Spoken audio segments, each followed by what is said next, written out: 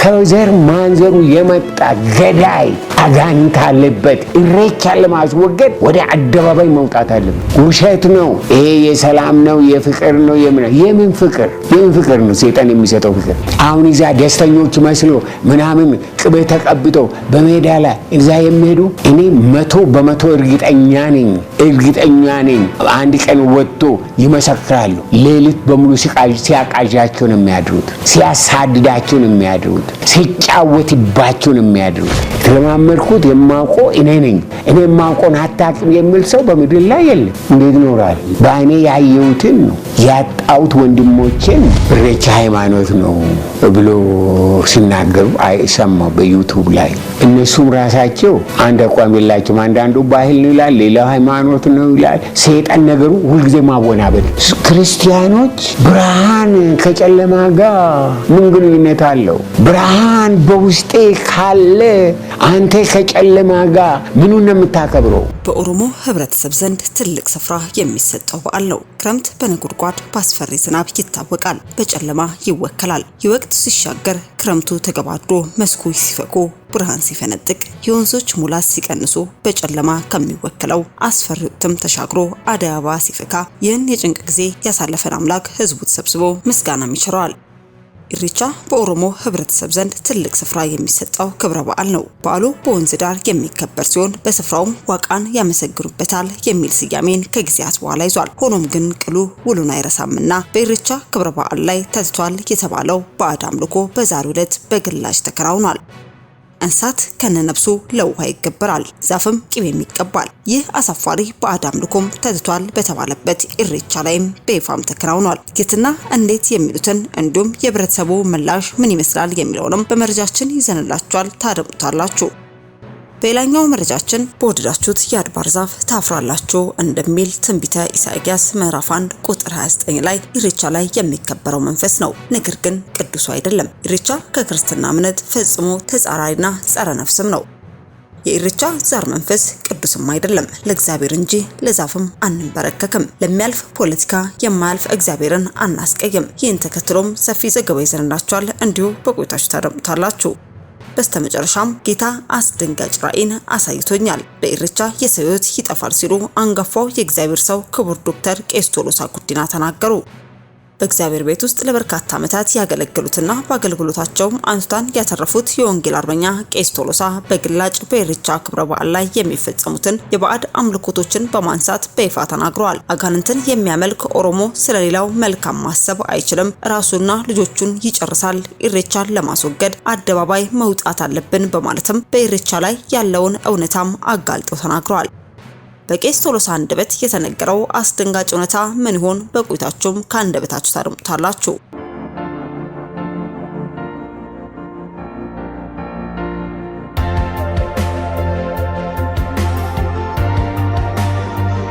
ወደ መረጃችን ስናልፍ በወደዳችሁት የአድባር ዛፍ ታፍራላችሁ ትንቢተ ኢሳይያስ ምዕራፍ 1 ቁጥር 29 ኢሬቻ ላይ የሚከበረው መንፈስ ነው፣ ቅዱሱ ግን አይደለም። ኢሬቻ ከክርስትና እምነት ፈጽሞ ተጻራሪና ጸረ ነፍስም ነው። የኢሬቻ ዛር ከመንፈስ ቅዱስ አይደለም። ለእግዚአብሔር እንጂ ለዛፍም አትንበርከኩ። ለሚያልፍ ፖለቲካ የማያልፍ እግዚአብሔርንም አናስቀይም። ኢሬቻ ደብረ ዘይት ወይንም ቢሾፍቱ ሆራን አርሰዲ ሐይቅ ዙሪያ አርሰዲን የሚባል መንፈስ እየተወደሰ አንዴት የአድባር ዛፍም ስርም ይከበራል። ኢሬቻ የራሱ ካህናትም አሉት፣ ተከታዮችም የሚገብሩለት የራሱ የቻለ ግብርም አለ። የአድባር ዛፋም ቅቤ ትቀባለች። ሐይቅ ውስጥም አለ ተብሎ ለሚገመተው ቆሪጥም የስለት አረቂም ይጣልለታል። ደስ እንዲለውም ከብትም እየታረደለት ደምም ይጠጣል። ሞራ ገላጮች ትንቢትን ይናገራሉ። አማኞችም ተንበርክከው ተረፈ መስዋዕትንም ይቋደሳሉ። ከላይ በምስሉ ላይ እንደምትመለከቱት ኢሬቻ ሲደርስ አርሰዲን ለሚባለው መንፈስም የደም ግብርም ይቀርብለታል፣ ደም ይጠጣል። የተረፈውን መስዋዕት ደግሞ ተከታዮችም ይበሉታል። አርሰዲን የተባለው የኢሬቻ መንፈስ ደግሞ ደም ከጠጣ በኋላ የኢሬቻ ካህን የሆኑትን ወገኖች ላይ አድሮም ያስጓራቸዋል። መንፈሱ አርሰዲም እኔ ሰው አይደለሁም መንፈስ ነኝ አልሞትም ወዘተ እያለም እንዲሁ ይፎክራል። የዛር ፈረስ በመባል የሚታወቁት ካህናቱም ለታመመ ፈውስን ይሰጣሉ።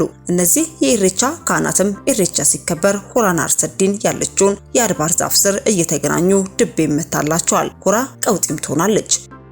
ያቺ የአድባር ዛፍም ቅቤም ትቀባለች። ታቦት ለሚለብሰው ግምጃም ታጌጣለች። የሽቱ አይነትም ይርከፈከፍላታል። እንዲሁ ወዘተም። ማንም ሰው የፈለገውን ማምለክ ይችላል፣ መብቱ ነው። እጁን ወደሚያቃጥለው ወይንም ወደ ቀዝቃዛ ውሃ የመክተት ነፃ ህሊናም አለው። መዘዙ ግን በኋላም ነው። የዛሬ ሳቅ ለነገ ለቅሶ ስትሆን ግን ኢሬቻ በሃይማኖት በተለይም በክርስትና አይን ሲታይስ ምንድነው የሚለውን ስንረዳ ክርስቲያን የሆኑ ሁሉ ኢሬቻን ማክበር ይገባቸዋልስ? መልሱስ መጽሐፍ ቅዱስን በማያሻማ ሁኔታም እንዲህ ይነግረናል። በወደዳችሁት የአድባር ዛፍ ታፍራላችሁና ኢሳይያስ ምዕራፍ 1 ቁጥር 29። እርግጥ ነው ኢሬቻ የምስጋና ቀን ነው። ግን የሚመሰገነውና የሚከብረው ማን ነው? አርሰዲን የሚባለው ደም የሚጠጣ ክርስቲያናዊ አምላክ ወይንም ቅዱስ መንፈስ የለም። የኢሬቻ ካህናት የሚያስጓራ ዛር ከክፉን እንጂ ከቅዱስ መንፈስ አይደለም። የክርስቶስም መገኛ ዛፍ ስር ወይንም ሐይቅ ውስጥ አይደለም። የራሱ መመለኪያ ቦታ አለው። ሳር የሚበተንለት፣ ስለት የሚገባለት፣ ከብት ታርዶም ደም የሚረጭለት የሆራ ቆሪጥ እርኩስ መንፈስ እንጂ ቅዱስ መንፈስ አይደለም። ዛፍ ምን ስለሆነስ ነው ቅቤ የሚቀባው? እንዴትስ ክርስቲያን ራሱ ተክሎ ላበቅላት ዛፍስ ይሰግዳል? እንዴትስ እንደ አምላክ እየታየስ ቅቤስ ይቀባል? ለምን ህዝቡስ ይንበረከካል? ለምንስ ዛፍ ግምጃ ለብሳል? እኛ ክርስቲያን በአምልኮ ልንሰግድለት ልንበረከክለት የሚገባን አንድ አምላክ ጌታችን መድኃኒታችን ኢየሱስ ክርስቶስ እንጂ ዛፍም አይደለም። በዚህ በዓል ላይ መገኘትም ሆነ መታደም በክርስቲያን አይን ፈጽሞ የነፍስ ብራትን የሚያመጣ ባዕድ አምልኮም ነው። ጮክ ብዬም እደግመዋለሁ፣ ኢሬቻን ያከበረ ክርስቲያን በፈጣሪው ፊትም መጠየቁ አይቀርም። ኢሬቻ ላይ እግዚአብሔር አይከብርም። እርግጥ ነው ዛሬ ፖለቲካ ሃይማኖትም ሆኗል። ብዙዎችንም ፖለቲካ ከሃይማኖት በልጦባቸው ኢሬቻ አይነኬና አይደፈሬ ፖለቲካዊ ሃይማኖትም ሆኗል። ወገኔ መቼም ቢሆን የጅብ ራስ ከመሆን የአንበሳ ጭራ እንሁን። ፖለቲከኞችን ተደስተውብን አምላካችን ከሚያዝንብን፣ መንጋው ጠልቶን አምላክ አይፈርብን።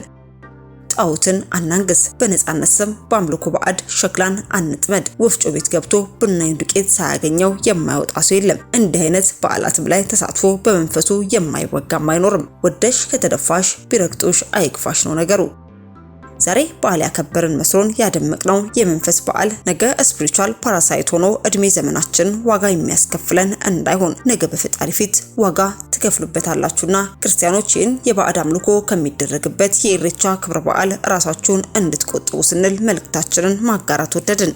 አስከትለን ወደ ያዝንላችሁ መረጃችን ስናልፍ ኢሬቻ ለአምላክ የሚቀርብ የምስጋና ስርዓት ነው የሚል ትርጉም ከጥቂት ዓመታት በፊት ይዟል። ኢሬቻ በቀደምት ጊዜ ላይ እንዳሁኑ እንደ ኦሮሞ ባህል ሳይታይ የዋቂ ፍታ የአምልኮ ስርዓት ሲሆን በስፍራው ላይም እጅግ ጸያፍ ተግባራት የሚፈጸሙበት የባዕድ አምልኮ የሚከናወንበት ስርዓትም ነበር።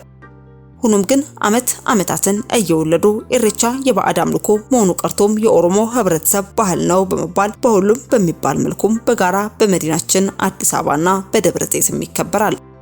ሆራን ፊንፊኔና ሆራን አርሰዲን የሚል ስያሜ ተሰጥቶታል። ታዲያ ሃይማኖትም ባዕድ አምልኮም አይደለም፣ ባህላችን ነው የተባለለት ይህ የኢሬቻ ክብረ በዓልም ውሉን ሳይረሳ የተለመደው የባዕድ አምልኮ ሲከናወን ታይቷል።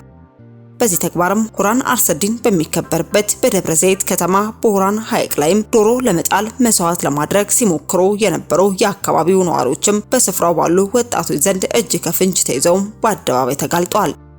ይህንም በቪዲዮ እንዲህ አጋልጠውታል። ከተማ ኢሬቻ ሆራ አርሰዴ ዛሬ ተያዙ ጦንቃይ ይው ከነዶሮ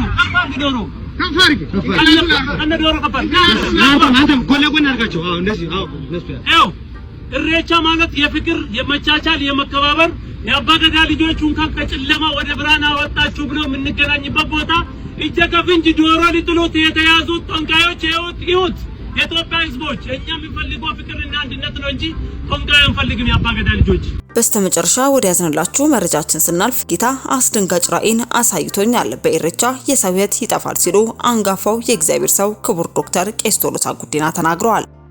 በእግዚአብሔር ቤት ውስጥ ለበርካታ ዓመታት ያገለገሉና በአገልግሎታቸውም አንቱታን ያተረፉት የወንጌል አርበኛ ቄስ ቶሎሳም በግላጭም በኢሬቻ ክብረ በዓል ላይ የሚፈጸሙትን የባዕድ አምልኮቶችን በማንሳት በይፋም ተናግረዋል። አጋንንትን የሚያመልክ ኦሮሞ ስለሌላው መልካም ማሰብ አይችልም፣ ራሱና ልጆቹን ይጨርሳል። ኢሬቻን ለማስወገድ አደባባይ መውጣት አለብን በማለትም በኢሬቻ ላይ ያለውን እውነታ አጋልጠው የተናገሩ ሲሆን በቄስ ቶሎሳ አንደበት የተነገረው አስደንጋጭ እውነታስ ምንድነው የሚሉትንም በቆይታችሁ ከአንደበታቸው እንድታደምጡት ጋበዝን። አማራ አጋንንትን የሚያመልክ አማራ ስለ ትግሬ መልካም ማሰብ አይችልም፣ ስለ ኦሮሞ መልካም ማሰብ አይችልም። አጋንንትን የሚያመልክ ኦሮሞ ስለ ትግሬ መልካም ማሰብ አይችልም፣ ስለ አማራ መልካም ማሰብ አይችልም፣ ስለ ሌላ ብሔር ብሔረሰብ መልካም ማሰብ አይችልም። አጋንንት የሚያመልክ ትግሬ ራሱን ልጆቹን ይጨርሳል አሁን እንደምታው እንጂ ለሌላ ስለሌላ መልካም ማሰብ አይችልም። እያንዳንዱ ብሔር ብሔረሰብ ከዘር ማንዘሩ የመጣ ገዳይ አጋንንት አለበት። ኢሬቻን ለማስወገድ ወደ አደባባይ መውጣት አለበት። ገዳይ የገዳይ ለማንም የማይራራ የምን ባህል ነው ይሄ? የሰይጣን ባህል፣ የህዝቤ ባህል እንደሆነ እኔ አልፈልግም። የሰይጣን ባህል፣ ገዳይ ባህል። የህዝቤ የእስራኤል አምላክ እግዚአብሔር ከማንኛውም አይነት ከአጋንንታዊ ባህል የኢትዮጵያን ህዝብ ነፃ ያውጣው።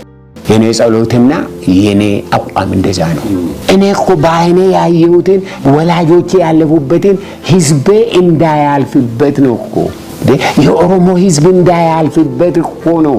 ይሄ እኮ ጨለማ፣ ስንት መከራ፣ ስንት ቅዠት በዛ ውስጥ የኦሮሞ ህዝብ እንዳያልፍ እኮ ነው እኔ የምፈልገው የምጸልየው። ህዝቤን በጣም ነው የምወደው። ህዝቤንም እኔ የአማራውም ቢሆን የትግሬውም ቢሆን በዛ እንዲያልፍ አልፈልግም። በጣም ነው የምወዳቸው። ከጓዳቸው ያ አጋንንታዊ የሆነ በሙሉ መውጣት አለበት። ያለበለዚያ በሰላም ልንኖር አንችልም። የሰላም ምድር ሊኖረን አይችልም። ውሸት ነው ይሄ። የሰላም ነው የፍቅር ነው የምን ፍቅር ነው? ሰይጣን የሚሰጠው ፍቅር ሰይጣን የት ነው ሰይጣን ፍቅርን የሚያውቀው? እና ስለዚህ እግዚአብሔር ለህዝባችን ጉልበት ይሰጣል፣ ማስተዋል ይሰጣል። አሁን እዛ ደስተኞች መስሎ ምናምን ቅቤ ተቀብተው በሜዳ ላይ እዛ የሚሄዱ እኔ 100% እርግጠኛ ነኝ አንድ ቀን ወጥቶ ይመሰክራሉ። ሌሊት በሙሉ ሲያቃዣቸው ነው የሚያድሩት፣ ሲያሳድዳቸው ነው የሚያድሩት፣ ሲጫወትባቸው ነው የሚያድሩት። ይሄ የኛ ባህል ነው፣ የኛ ምናምን ነው። በውስጣቸው ሰላም የለም፣ በውስጣቸው እረፍት የለም። ሰይጣን ለማንም እረፍት አይሰጥም። እና ስለዚህ ነው እንጂ እኔ ለህዝቤ መልካም ነገር ነው የምመኝለት። መልካም ያልሆነውን ነገር ግን ምንም ዋጋ ቢያስከፍል ከብዬ ከዛ እንዲወጣ ነው የማደርገው። አንተ የተለማመድከውን ትክክል አይደለም፣ አንተ ያልተለማመድከኝ ብሎ የሚል ሰው ጤናማ አይደለም። ልምምድ ለአንተ ነው። የተለማመድኩት የማውቀው እኔ ነኝ፣ እኔ የማውቀውን አታውቅም የሚል ሰው በምድር ላይ የለም። እንዴት ይኖራል? በአይኔ ያየሁትን ነው ያጣሁት፣ ወንድሞቼን ነው በመከራ የኖሩ በጭንቀት የኖሩት ያደግኩት እኔ ነኝ። ማን ነው ይሄ ትክክል አይደለም ብሎ የሚል? ኢሬቻ ሃይማኖት ነው ብሎ ሲናገሩ አይሰማው በዩቲዩብ ላይ። እነሱም ራሳቸው አንድ አቋም የላቸውም። አንዳንዱ ባህል ነው ይላል፣ ሌላ ሃይማኖት ነው ይላል። ሰይጣን ነገሩ ሁልጊዜ ማወናበድ፣ እያወናበደ ነው የሚኖረው የሚሰራው። ስለዚህ ያ ሁሉ እየሆነ እያለ ክርስቲያኖች ብርሃን ከጨለማ ጋር ምን ግንኙነት አለው? ብርሃን በውስጤ ካለ አንተ ከጨለማ ጋር ምኑን ነው የምታከብረው? ጌታ ኢየሱስ አለ እናንተ የዓለም ብርሃን ናችሁ፣ የምድር ጨው ናችሁ አለ። ኮርስ ወደ ምድርቷ ባህል ገብተን ጨው መሆን አለብን፣ ብርሃን መሆን አለብን። ብርሃናችንን ይዘን ወንጌላችንን ይዘን እውነታችንን ይዘን አንሸሽም። ነገር ግን ህዝባችንን እናቅፋለን እውነቱን እንዲያውቁ። ይሄ ደግሞ ጊዜያዊ ሳይሆን የዘላለም ህይወት ስለሆነ ክርስቶስ ኢየሱስ ራሱን የሰጠበት ስለሆነ በቀላሉ ማየት አይገባንም። ክርስትና የእግዚአብሔር ልጅ የዘላለም ከዘላለም ዘላለም መጥቶ የሞተልን ምክንያት ስለሚያውቁ ከዘላለም ዘላለም እውቀት ስለነበረው ነው። በሱ አምነን ከሰይጣን አምልጠን ለእግዚአብሔር ኖረን በጨለማ ያሉትን ደግፈን ከጨለማ እንዲወጡ ማድረግ የኛ ጥሪ ነው። እግዚአብሔር ህዝባችንን ይወዳል። እግዚአብሔር የማይወደው ህዝብ የለም። ስለዚህ ነው ኢየሱስ ክርስቶስ የእግዚአብሔር ልጅ መጥቶ በቀራንዮ መስቀል ላይ የሞተልን። ስለዚህ አሁንም የምለው ነገር ምንድነው? እባካችሁ እኛ የምንጣላው ስለ ባህል ስለ ምናምን ነው፣ ዝም ብሎ ስለ ፈጠራ ወሬ። የፈጠራ ወሬ ውሎ ሲያድር እንደ ታሪክ ይሆናል። ታሪክ ሲሆን እውነት ይሆናልና እንደ ሃይማኖት ሰዎች ማምለክ ይጀምራሉ። የፈጠራ መሰረት ቢስ መሰረት የሌለው ስለዚህ መሰረት ያለው እኔንና እናንተን የፈጠረ ይሄንን ዩኒቨርስ የፈጠረ እግዚአብሔር ምን አለ? በክርስቶስ ኢየሱስ እውነተኛ መንገድ እሱ ነው፣ እውነተኛ ህይወት እሱ ነው። እውነት መንገድ ህይወት እኔ ነኝ ያለ ጌታ ኢየሱስ እርሱ ነው። ወደ ኢየሱስ መምጣት አለብን እና ስለዚህ ከአባቶቻችን ስለመጣ መልካም ነው ብለን እንቀበላለን። እኔና እናንተ እኮ ፊደል ቆጥረናል። አትሊስት ቢያንስ እንዴት ብለን ነው የምንቀበለው? እነሱ ቅቤ ቢቀቡ እኛም ቅቤ እንቀባ። እነሱ የማይሆኑን ነገር ሲሆኑ እኛም እንደነሱ ሌሊቱን በሙሉ አጋንንት እንዲወርድብን እንጨፍር? ምን አይነት አእምሮ ነው? ምን አይነት ነው? ህዝቤ ጌታ ይወዳችኋል፣ እግዚአብሔር ይወዳችኋል፣ በእውነት ይወዳችኋል። እኛ ግን በክርስቶስ ኢየሱስ ወንጌልን ይዘን ይህንን ወንጌል እዛ መካከል የምንገኘው ለምንድን ነው? በኃይሉን ለማክበር ነው? ምኑን ነው የምናከብረው? የሚከበር እኮ አይደለም። ነገር ግን እንደ እግዚአብሔር ሰዎች በመካከላቸው ተገኝተን ጨው መሆን፣ ብርሃን መሆን ትክክል ነው። መመስከር፣ ሰዎችን ከጨለማ መታደግ፣ ያ ትክክል ነው።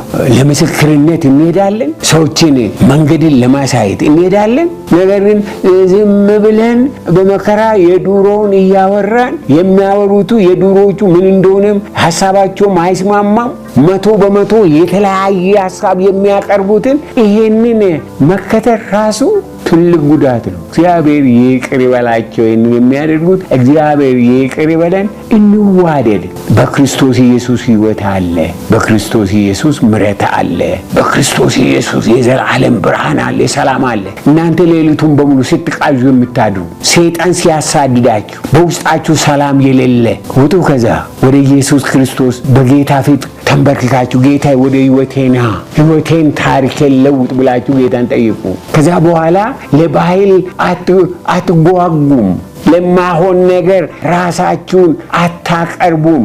ለጥፋት ለዓለም ለሰይጣን ራሳችሁን፣ ትዳራችሁን፣ ጤናችሁን ከፍታችሁ አትሰጡም። ኢየሱስ ክርስቶስ ያድናል። ጌታ ነው፣ በሰላም ይሞላል። እና ስለዚህ በዚህ አይነት እንኖራለን እንጂ እኔና እናንተ ይህንን ወንጌል ይዤ የማልሄድበት ቦታ የለም። የትም ቦታ ይገኛሉ። ለምን? ብርሃን ለመሆን፣ ያን ነገር ለመሳተፍ አይደለም፣ ብርሃን ለመሆን፣ ጨው ለመሆን፣ እነሱን ከዛ ለማስመለጥ ይሄዳል።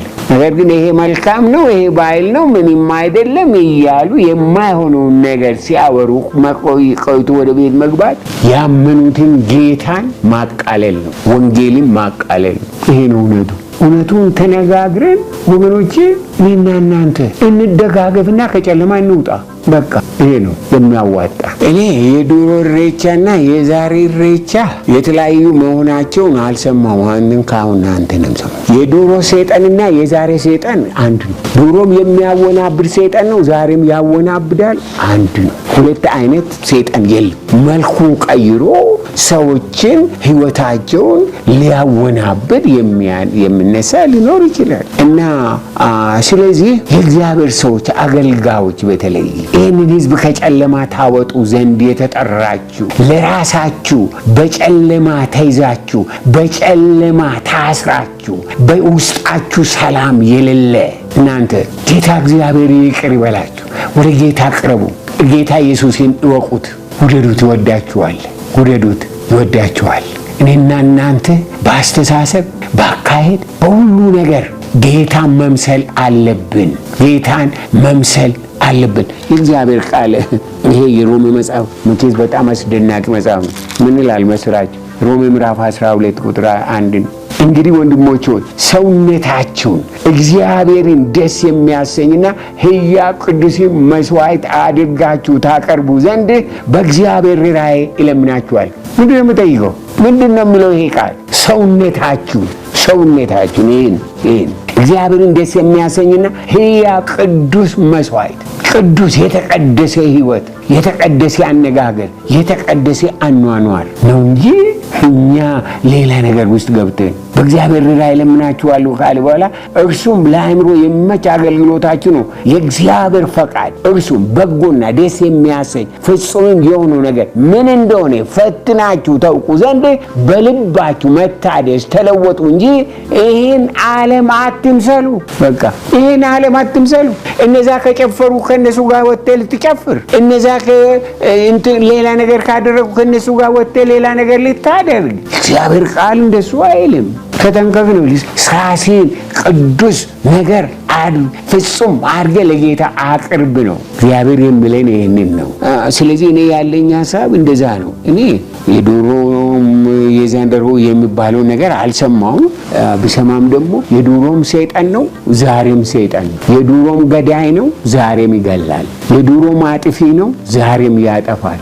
ዱሮም ይዋሻል፣ አሁንም ይዋሻል። ህዝቡ ከገባበት ግራ መጋባት፣ ግራ ሲጋባ ነው እኮ የሚገዳደለው የሚጣላው፣ ግራ ሲጋባ ነው አንዱ ለሌላ የማይራራው። እና ስለዚህ ከዚህ ግራ መጋባት የእስራኤል ቅዱስ እግዚአብሔር ምድርቷን ይታደጋት። ሰሜኑን፣ ምዕራቡን፣ ምስራቁን፣ ደቡቡን እግዚአብሔር ይታደግ። እግዚአብሔር የኢትዮጵያን ዳር ድንበር ይታደግ። የኢትዮጵያውያንን አእምሮ፣ የኢትዮጵያውያንን ልብ፣ የኢትዮጵያውያንን አቋም፣ የኢትዮጵያውያንን መንገድ እግዚአብሔር ይታደገን። እግዚአብሔር ይታደግ። ወገኖች እግዚአብሔር ወዳችኋል። ዛሬ የምላችሁ ክርስቶስ ኢየሱስ ይወዳችኋል፣ ይወደናል። እኛ የተወደን ህዝብ ነን። ለምንድን ነው የምንጣላው? ለምንድን ነው የምንባላው? ለምንድን ነው እኔ ባህል ያንተው ሱ ባህል የምናምን ባህል የሚባለው? ከእግዚአብሔር ቃል አንፃር ተመልከቱ። አኗኗራችን እንዴት መሆን አለበት? አንድ የእግዚአብሔር ቃል እንደዚህ ይላል በፊልጵስዩስ ምዕራፍ 4 በቀረውስ ወንድሞች ሆይ እውነተኛ የሆነውን ነገር ሁሉ፣ ጭምትነት ያለበትን ነገር ሁሉ፣ ጽድቅ የሆነውን ነገር፣ ንጹሕ የሆነውን ነገር ሁሉ፣ ፍቅር ያለበትን ነገር ሁሉ፣ መልካም ወሬ ያለበትን ነገር ሁሉ፣ በጎነት ቢሆን ምስጋናም ቢሆን እነዚህን አስቡ። ለአእምሯችን እግዚአብሔር ቃል ሰጥቶናል። እኔ ሲሄድ እኔ ሲኖር ማሰብ ያለብኝ ምን እንደሆነ እግዚአብሔር ቃል ሰጥቶናል። ምንድነው እሱ ቃሉ?